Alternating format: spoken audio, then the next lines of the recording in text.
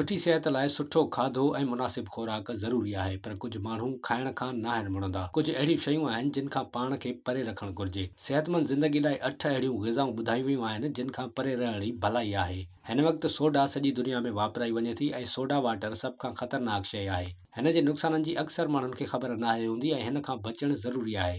ॿी शइ आहे सोया। अहिड़ियूं शयूं जिन में सोया शामिल आहे उन्हनि खां परे रहणु घुर्जे, छो त इन जे इस्तेमाल सां हिफ़ाज़ती निज़ाम ऐं गले जो निज़ाम मुतासिर थी सघे थो। कंहिं बि क़िस्म जूं अहिड़ियूं ग़िज़ाऊं जेके केन में बंदि हूंदियूं आहिनि उन्हनि खे खाइण खां बचणु घुर्जे। मिसाल तौरु नूडल्स कैंसर जहिड़े मुज़ी मर्ज़ खे जनमु ॾेई सघनि था। इन खां सवाइ कंहिं बि क़िस्म जी हथरादू मिठाण जे इस्तेमाल खां बचणु घुर्जे, छो त इन सां टाइप 2 शुगर थियण जो इम्कानु हूंदो आहे। घणा माण्हू आहिनि जेके तरियल शयूं पसंदि कंदा आहिनि, पर बाज़ारी शयूं मादे ऐं सिहत लाइ मसइला खड़ा करे सघनि थियूं। अॼुकल्ह सचो मखणु मिलणु ॾुखियो आहे। इन लाइ माण्हू मार्जरीन इस्तेमालु कंदा आहिनि। मार्जरीन भाॼियुनि मां ठहियल मखणु आहे। इन खे खाइण सां कुझु बि नाहे थींदो, उबतो अव्हां खे नुक़सानु थींदो आहे, दिलि जी सिहत लाइ ख़तरनाक साबित थींदो आहे ऐं आख़िर में अचे थो प्रोसेस्ड मीट, यानी कंहिं बि क़िस्म जो प्रोसेस्ड मीट बि कैंसर खे दावत ॾेई सघे थो।